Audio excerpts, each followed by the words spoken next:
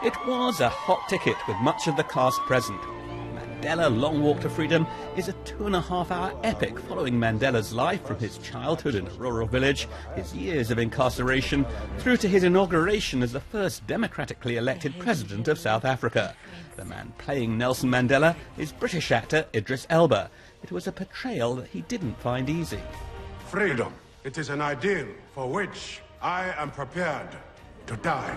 To perform a performance like Mandela, to embody him, it's so varied in what I have to do in terms of physicalities, to understanding who he was as a tribesman. There was a lot of things to understand.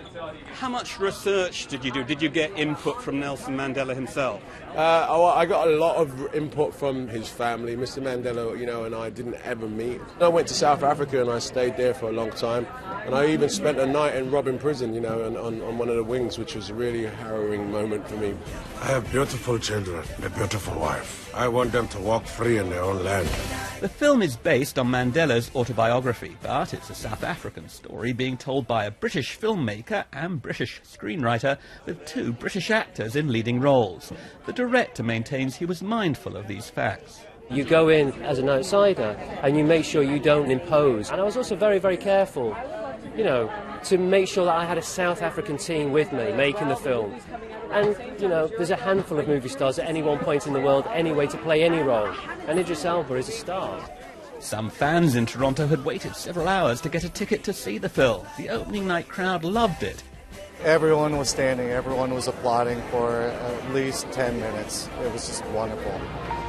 My lord, it is not I but the government that should plead guilty. Nelson Mandela himself hasn't seen the picture, but according to the film's producer, he has good knowledge of it. Fortunately, at the end of last year, after we wrapped shooting, I got to show him some scenes from the film and show him stills from the film, and he really responded very positively to that.